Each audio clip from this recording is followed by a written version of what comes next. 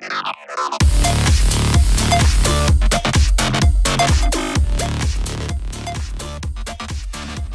hello everyone and welcome to the designcourse.com YouTube channel, and in this free video tutorial we're going to be covering the creation of a custom letter R.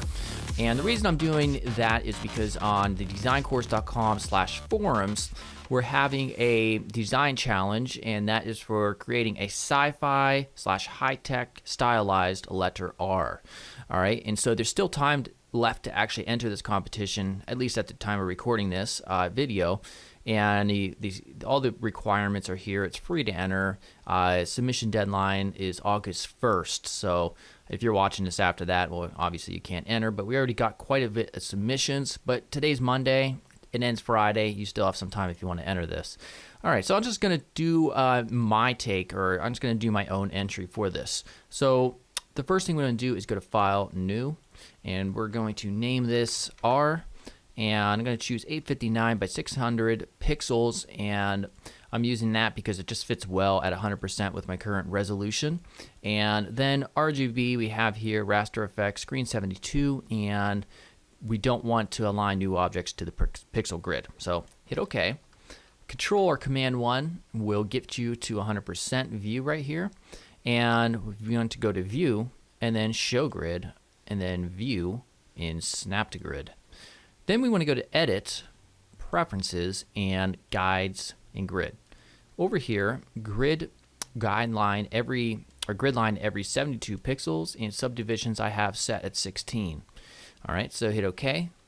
And we want to really pay attention and to snap to the grid and use the grid in order to make sure all of the different weights and throughout the letter form are consistent. So what we're going to do is just block out the basic shape of this thing first. So in the middle of one of these overall grids, you can see how every 72 pixels we have a grid line. It's a little bit darker than the rest here.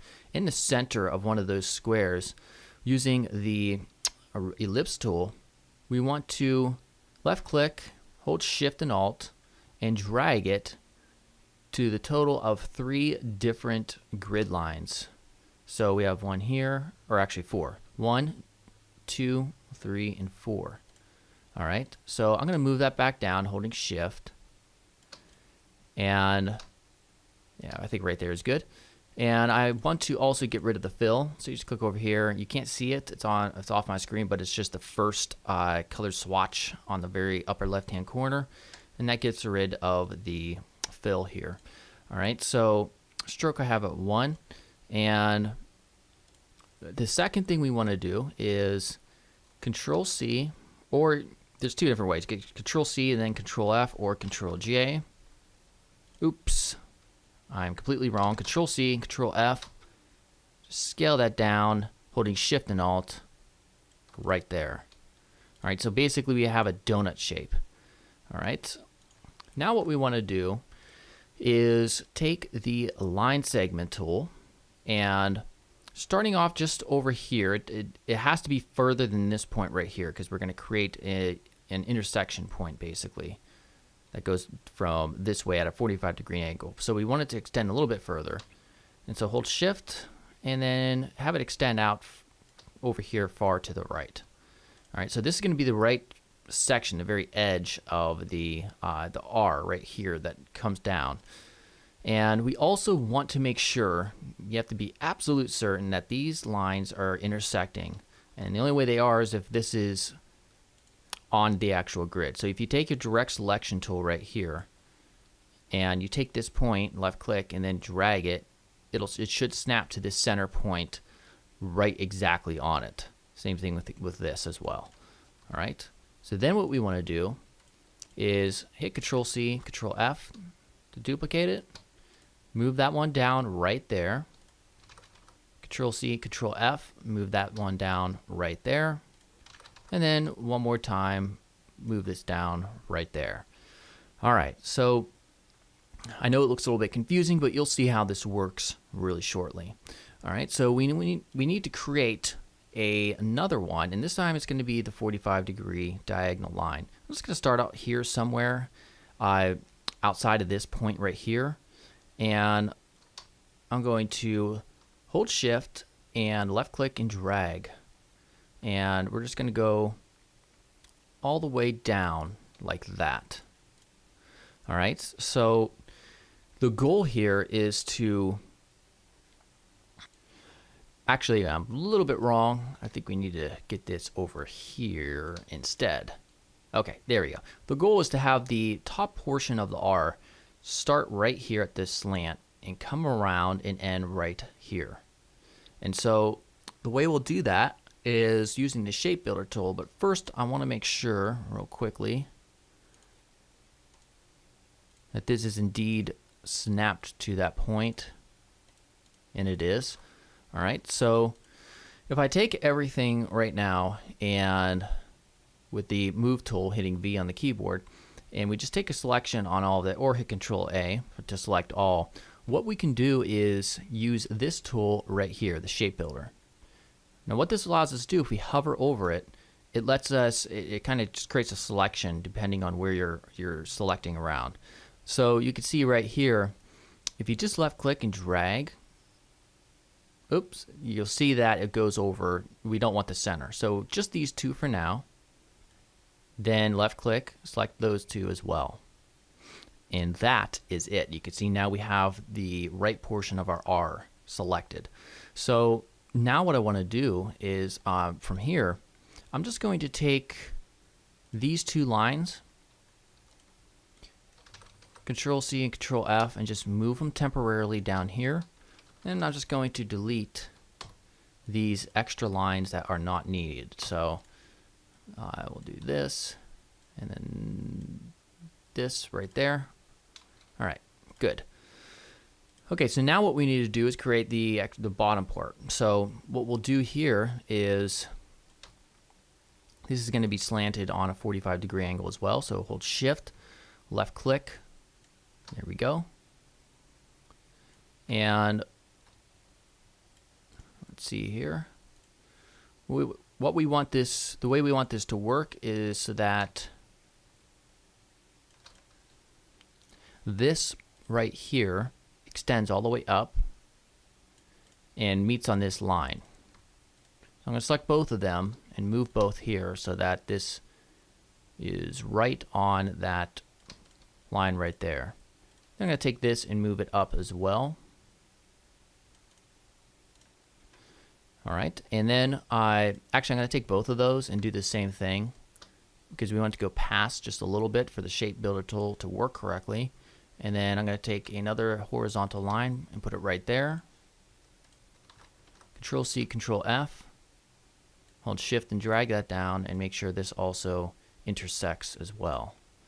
All right, so now at this point, all we have to do is take that shape builder tool. Oops, we have to make sure these are all selected. Holding shift and select that bottom one, and then left click. All right, so now we can get rid of these pieces right there. All right, and now at this point we can get rid of the stroke if we wish and give it a fill. Oops, get rid of the stroke and then select over here and you can choose black, and there we go.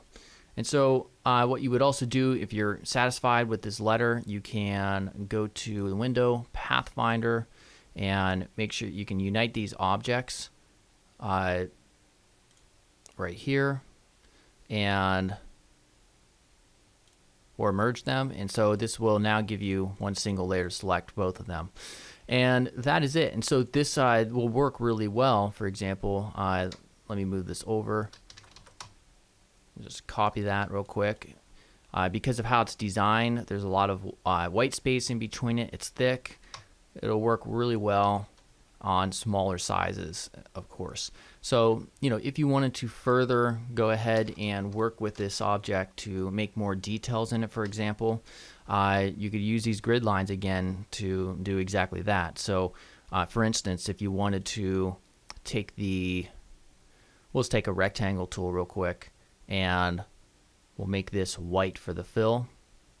And we'll start off maybe 2 grids down, and maybe put in maybe right around there.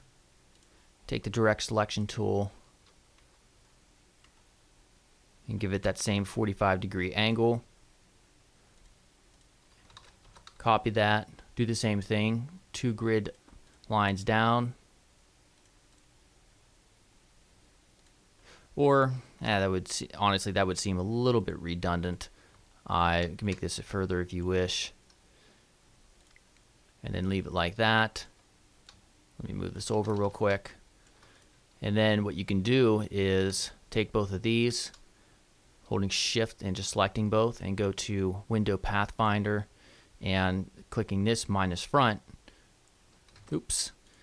If you right click and ungroup those and then click minus front, now we can have a transparent portion right here. And then that way, if you wish to add or create an actual font or more letters, you can follow that same sort of strategy for the other letters as well to create for consistency. But yeah, that is it. So I'm going to keep mine simple and just stick to the real simple basics, and I'm just going to submit mine to that contest or the challenge thread just for the heck of it. But yeah, hopefully you learned how to use the grid and how to line things up, and use the shape builder tool as well to create type. All right, so as always, make sure you subscribe on this channel here on YouTube, because I'm putting out videos consistently. And in addition to that, definitely check out designcourse.com/premium, where I teach you one-on-one how to become an awesome designer through one-on-one design training. Also, along with Design Course Wise Banner and Viz ID, the Visual Identity Design course, which is a group of videos that will show you how to design awesome logos and full brand identities. All right, so as always, again, subscribe here, and I will see you on the next video. All right, goodbye.